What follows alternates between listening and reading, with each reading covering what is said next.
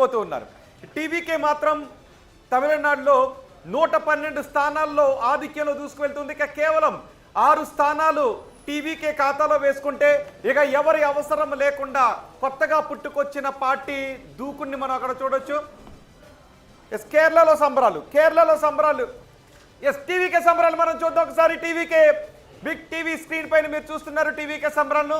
గణేష్, ఎందుకంటే ముందుగా ఎవరు ఊహించనిది కొద్దిమంది మాత్రం ఊహించింది. ఎందుకంటే విజయ్ నిజంగా ఊహించాడనేది కూడా మనం చెప్పలేంది. దాదాపుగా టీవీకే 112 స్థానాలు అంటే కేవలం 6 స్థానాలు సాధిస్తే చాలు మ్యాజిక్ ఫిగర్కి దగ్గరైపోయినట్టే. ఆయన అధికారాన్ని సింగిల్ లార్జెస్ట్ పార్టీగా ఎవరి సహాయం లేకుండా ఆయన అధికారాన్ని తమిళనాడులో చేపట్టబోతున్నారు. ఇందులో అనేక ఫ్యాక్టర్స్ కనిపిస్తున్నాయి. ఆయన కేవలం అధికారం చేపట్టడంలో ఎప్పటికున్న ద్రవిడులకు సంబంధించిన పార్టీలకు సంబంధించిన అన్నింటినీ బ్రేక్ చేయగలిగారు. మరోవైపు డిఎంకే కేవలం 52 స్థానాలకే పరిమితమైంది. డిఎంకే కేవలం రికార్డు స్థాయిలో తమకు సీట్లు వస్తాయని చెప్పింది. జయలలిత రెండోసారి ఏదైతే టీవీకి అభిమానులు రోడ్లపై సంబరాలు చేసుకుంటూ ఉన్నారు. ఒక్కొక్కరిగా రోడ్లపైకి వచ్చి ఇక ఈ విజయాన్ని బహుశా ఇప్పటివరకు ఆగండి సంబరాలు వద్దు అని అన్నా కానీ ఇక అభిమానులు ఆగే అవకాశం లేదు. కరెక్ట్.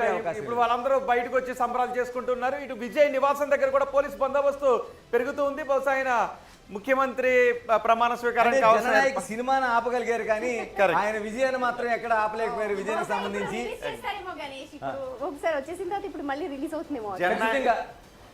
కరెక్ట్. విజయ్ నివాసం దగ్గర భారీ భద్రతను ఏర్పాటు చేశారు. విజయ్ నివాసం దగ్గర విజయ్ కుటుంబ సభ్యులు సంబరాలు చేసుకుంటున్నటువంటి దృశ్యాలు మీరు చూస్తూ ఉన్నారు.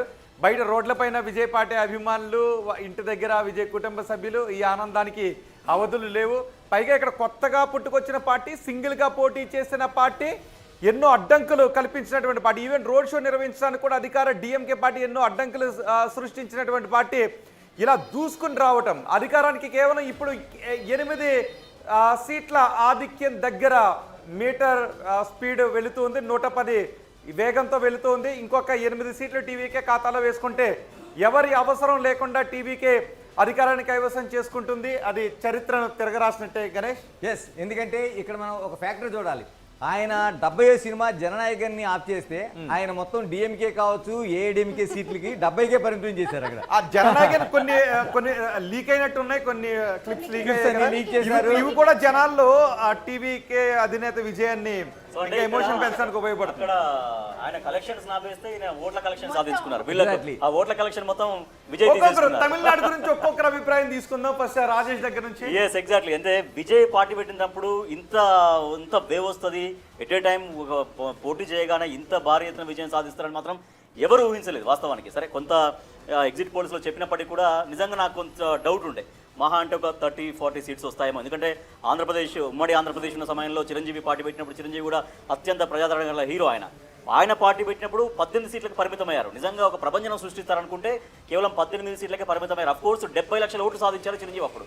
సో అయినప్పటికీ కూడా అదే అటువంటి ఫలితాలు రిఫ్లెక్ట్ అవుతాయి కావచ్చు. మహా అంటే కొంచెం ఒక 25-30 సీట్లలో విజయం సాధిస్తారేమో విజయం నేను ఖచ్చితంగా భావించాను. ఎందుకంటే తమిళనాడులో తర్వాత పుట్టుకొచ్చిన ఏ సినీ ప్రముఖుడు కూడా ప్రభావాన్ని చూపించలేదు.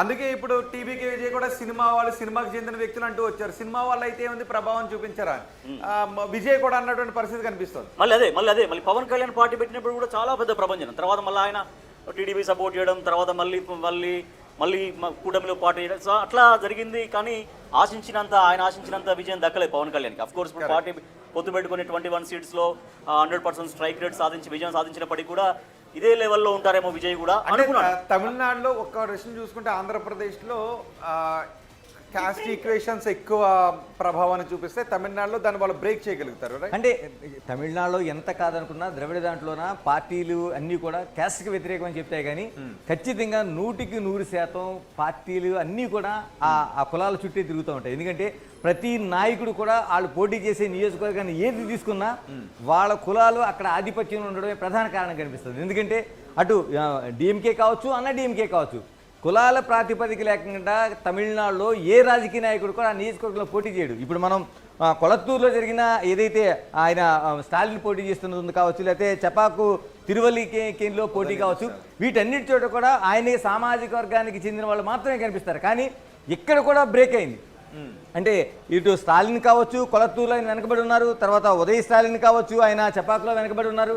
ఇవన్నీ చూస్తుంటే పూర్తిగా తమిళనాట ద్రవిడ రాజకీయాలకి ఒక చర్మగీతం పాడి కొత్త రాజకీయ శక్తిగా విజయ్ ఆవిర్భించబోతున్నాడు అనేది మనకి రూఢిగా మనకు అనిపిస్తోంది. ఇప్పుడు ఏం ఆశిస్తారు అంటే ఇప్పుడు ఎలాగ చూసారు యూత్ అంతా కూడా కేవలం యూత్ ఓట్లే అంటానికి కూడా లేదు, వీలేదు లేదు. మనకి ఇక్కడ. ఎందుకంటే చాలా సెక్టర్స్ ఇక్కడ దాని ప్రభావం చూపిస్తూ ఉంటాయి. సో ఏ ఫ్యాక్టర్ ఇక్కడ కీ రోల్ ప్లే చేసింది అనుకోవచ్చు టీవీకే విజయం వెనుక? అంటే మనం ప్రధానంగా మాట్లాడుకోవాల్సింది ముందు నుంచి కూడా ద్రవిడ రాజకీయాలు అనేవి ఒక గిరిగీసుకున్న రాజకీయాలుగా మనం చూడాలి. అందులో ప్రధానమైన అంశాలు ఏంటంటే ద్రవిడ మున్నేటగా కజగం ఏర్పడినప్పుడు ఉండే ఏదైతే బేస్ ఉందో, అంటే ఉన్నత కులాలు అనేవి పూర్తిగా అణగదొక్కుతున్నాయి కాబట్టి వాటి వ్యతిరేకంగా ప్రయాణం చేయాలి, సామాజికంగా ఉండే ఏదైతే పరిస్థితుల్లో వాటికి అనుగుణంగా వెళ్ళాలి, మరోవైపు పథకాలకు సంబంధించి ఎక్కువ పథకాలు ఇచ్చి పార్టీకి పట్టం కట్టాలనేది, మరోవైపు కేంద్ర రాజకీయాలకు భిన్నంగా అక్కడ ఉండాలని, కేంద్ర రాజకీయాలు అక్కడ మన అణగారి తొక్కుతున్నాయి కాబట్టి వాటికి వెళ్ళాలని, తర్వాత హేతువాదానికి సంబంధించి ఖచ్చితంగా ఒక లైన్ తీసుకున్నారు. ఎందుకంటే పెరియార్ కాలం నుంచి కూడా హేతువాదం అనేది అంటే దేవుడు ఆ నమ్మకాలకి పూర్తి విరుద్ధంగా నడుస్తున్న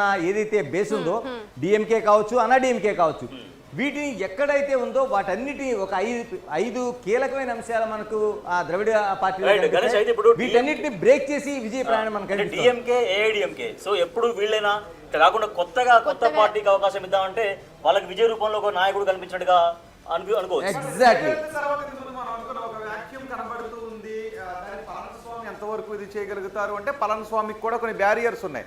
ఇప్పుడు జయలలిత ఉండుంటే పరిస్థితి వేరుండి ఉండేది. కాబట్టి జయలలిత లేని డిఎంకే, జయలలిత లేని రెండో ఎలక్షన్ గా మనం అన్ని అవే కుంపట్లు నుంచి వచ్చిన పార్టీలు. సో వాటికి భిన్నంగా ఇవాళ తమిళనాడు ప్రజలు తీర్పిచ్చారు. కరెక్ట్. ఇప్పుడు డిఎంకేకి ఏఐడిఎంకే కాకుండా